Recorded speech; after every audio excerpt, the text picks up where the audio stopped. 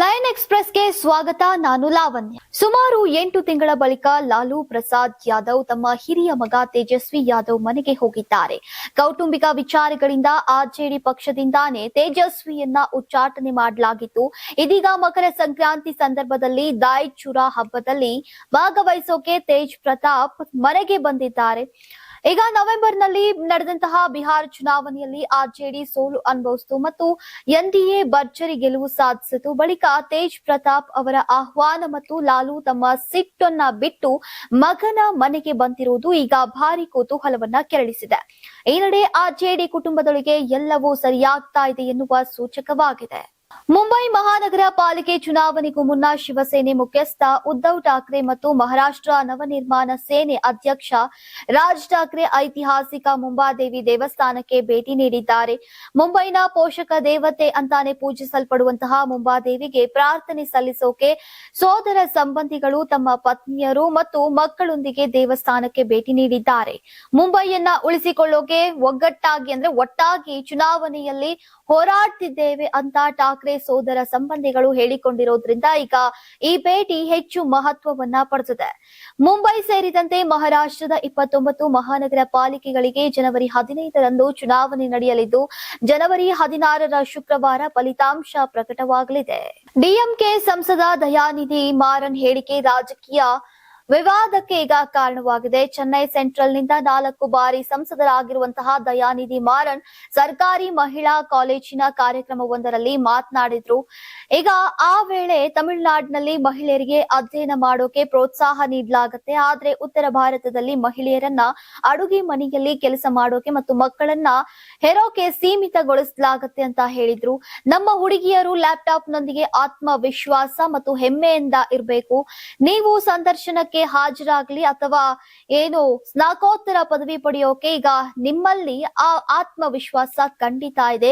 ಇಲ್ಲಿ ನಾವು ಹುಡುಗಿಯರಿಗೆ ಹೆಚ್ಚೆಚ್ಚು ಓದೋಕೆ ಮತ್ತು ಅಧ್ಯಯನ ಮಾಡೋಕೆ ಹೇಳ್ತೇವೆ, ಆದ್ರೆ ಉತ್ತರ ಭಾರತದಲ್ಲಿ ಹುಡುಗಿಯರಿಗೆ ಕೆಲಸಕ್ಕೆ ಹೋಗ್ಬೇಡಿ, ಮನೆಯಲ್ಲಿರಿ, ಅಡುಗೆ ಮನೆಯಲ್ಲಿರಿ, ಮಗುವನ್ನ ಹೆರುವುದು ಮಾತ್ರ ನಿಮ್ಮ ಕೆಲಸ ಅಂತ ಹೇಳಲಾಗತ್ತೆ ಅಂತ ದಯಾನಿಧಿ ಮಾರನ್ ಹೇಳಿರುವುದು ಈಗ ವಿವಾದಕ್ಕೆ ಕಾರಣವಾಗಿದೆ.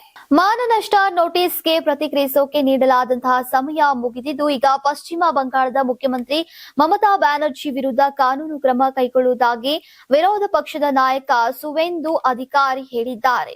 ಈಗ ಎಕ್ಸ್ ನಲ್ಲಿ ಈ ಬಗ್ಗೆ ಪೋಸ್ಟ್ ಮಾಡಿದ್ದು ಮುಖ್ಯಮಂತ್ರಿ ತಮ್ಮ ಹೇಳಿಕೆಗಳಿಗೆ ಪ್ರತಿಕ್ರಿಯಿಸೋಕೆ ವಿಫಲರಾಗಿದ್ದಾರೆ. ಉತ್ತರಿಸದ ಕಾರಣ ಕಲ್ಲಿದ್ದಲು ಹಗರಣದಲ್ಲಿ ಭಾಗಿಯಾಗಿರುವ ಬಗ್ಗೆ ನನ್ನ ವಿರುದ್ಧದ ಆರೋಪಗಳು ಆಧಾರರಹಿತ ಅಥವಾ ಕಟ್ಟು ಕತೆ ಅನ್ನುವುದನ್ನ ಇದು ತೋರಿಸುತ್ತೆ. ಮಮತಾ ಬ್ಯಾನರ್ಜಿ ಗೊಂದಲಕ್ಕೆ ಒಳಗಾಗಿರುವಂತೆ ಈಗ ಕಾಣ್ತಿದ್ದಾರೆ.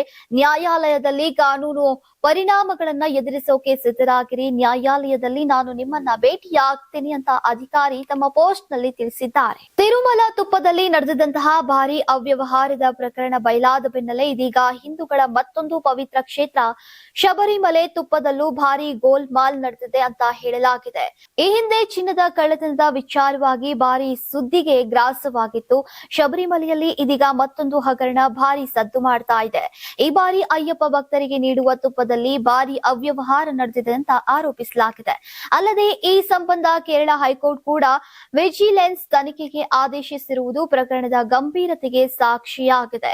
ಇನ್ನು ಪವಿತ್ರ ತುಪ್ಪ ಮಾರಾಟದಿಂದ ಬಂದಂತಹ ಹಣವನ್ನ ದುರುಪಯೋಗ ಪಡಿಸಿಕೊಂಡ ಆರೋಪದ ಬಗ್ಗೆ ವಿವರವಾದ ವಿಜಿಲೆನ್ಸ್ ತನಿಖೆ ಕೋರಿ ಶಬರಿಮಲೆ ವಿಶೇಷ ಆಯುಕ್ತರು ವರದಿಯನ್ನ ಸಲ್ಲಿಸಿದ್ರು. ನವೆಂಬರ್ 17, 2025ರಿಂದ ಡಿಸೆಂಬರ್ 26, 2026ರವರೆಗೆ ಮತ್ತು ಡಿಸೆಂಬರ್ 27, 2025ರಿಂದ ಜನವರಿ 2, 2026ರವರೆಗಿನ ಅವಧಿಯಲ್ಲಿ ದುರುಪಯೋಗ ನಡೆದಿದ್ದು ಸುಮಾರು 35 ಲಕ್ಷ ರೂಪಾಯಿಗಳಷ್ಟು ಗೋಲ್ಮಾಲ್ ಆಗಿದೆ ಅಂತ ಆರೋಪಿಸಲಾಗಿದೆ. ಪ್ರಧಾನಿ ನರೇಂದ್ರ ಮೋದಿ ಕರ್ನಾಟಕದ ಸಮಸ್ತ ಜನರಿಗೆ ಮಕರ ಸಂಕ್ರಾಂತಿಯ ಶುಭವನ್ನ ಹಾರೈಸಿದ್ದಾರೆ.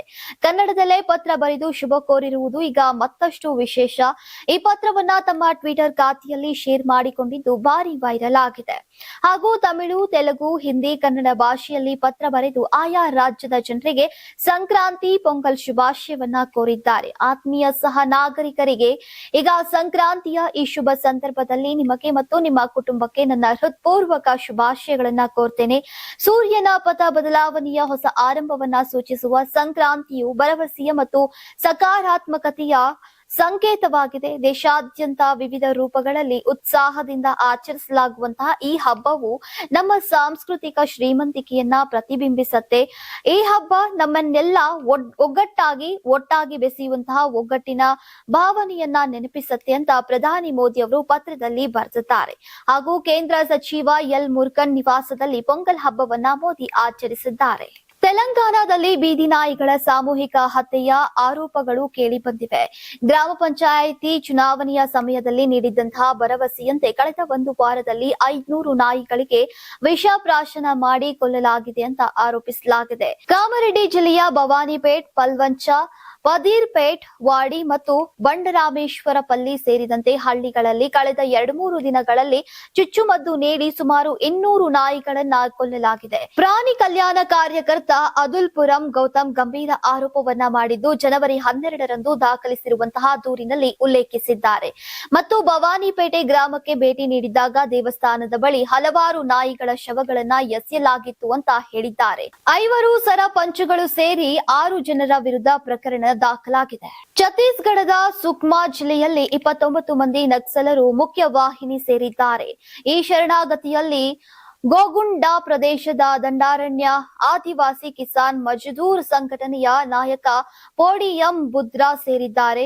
ಇನ್ನು ಇವರ ಮೇಲೆ 2 ಲಕ್ಷ ರೂಪಾಯಿ ಬಹುಮಾನ ಘೋಷಿಸಲಾಗಿತ್ತು. ಡಿಎಕೆಎಂಎಸ್ ಸದಸ್ಯರು, ಮಿಲಿಷಿಯಾ ಸಿಬ್ಬಂದಿ ಹಾಗೂ ಜನತನ ಸರ್ಕಾರದ ಕಾರ್ಯಕರ್ತರು ಈ ಗುಂಪಿನಲ್ಲಿದ್ರು. ಇನ್ನು ಸುಕ್ಮಾ ಪೊಲೀಸ್ ವರಿಷ್ಠಾಧಿಕಾರಿ ಕಿರಣ್ ಚವಾನ್ ಅವರು ಮಾತನಾಡಿ, ರಾಜ್ಯ ಸರ್ಕಾರದ ಪೂನಾ ಮಾರ್ಗೆಮ್ ಯೋಜನೆಯಡಿ ಈ ಶರಣಾಗತಿ ನಡೆದಿದೆ. ಗೋಗುಂಡಾದಲ್ಲಿ ಇತ್ತೀಚೆಗೆ ಸ್ಥಾಪಿಸಲಾದಂತಹ ಭದ್ರತಾ ಕ್ಯಾಂಪ್ನಿಂದ ತೀವ್ರ ಆಂಟಿ ನಕ್ಸಲ್ ಕಾರ್ಯಾಚರಣೆಗಳು, ಶೋಧ ಕಾರ್ಯಾಚರಣೆಗಳು ನಡೆದಿದೆ. ಇದರಿಂದ ಮಾವೋವಾದಿಗಳ ಬೆಂಬಲ ವ್ಯವಸ್ಥೆ ದುರ್ಬಲಗೊಂಡಿದೆ ಅಂತ ಹೇಳಿದ್ರು. ಇನ್ನು ಇತ್ತೀಚಿನ ದಿನಗಳಲ್ಲಿ ಶರಣಾಗತಿಗಳ ಸಂಖ್ಯೆ ಹೆಚ್ಚಾಗ್ತಾ ಇದೆ. ಜನವರಿ 8ರಂದು ದಂತೇವಾಡಾದಲ್ಲಿ 63 ಮಂದಿ, ಜನವರಿ 7ರಂದು ಸುಕ್ಮಾದಲ್ಲಿ 26 ಮಂದಿ ಶರಣಾಗತರಾಗಿದ್ರು. ಈಗ 2025ರಲ್ಲಿ ರಾಜ್ಯಾದ್ಯಂತ 1500ಕ್ಕೂ ಹೆಚ್ಚು ನಕ್ಸಲರು ಶರಣಾಗತರಾಗಿದ್ದಾರೆ. ಕೇಂದ್ರ ಸರ್ಕಾರವು ಮಾರ್ಚ್ 31ರೊಳಗೆ ದೇಶದಿಂದ ನಕ್ಸಲವಾದವನ್ನ ಸಂಪೂರ್ಣವಾಗಿ ನಿರ್ಮೂಲನ ಮಾಡುವ ಗುರಿಯನ್ನ ಇಟ್ಟುಕೊಂಡಿದೆ.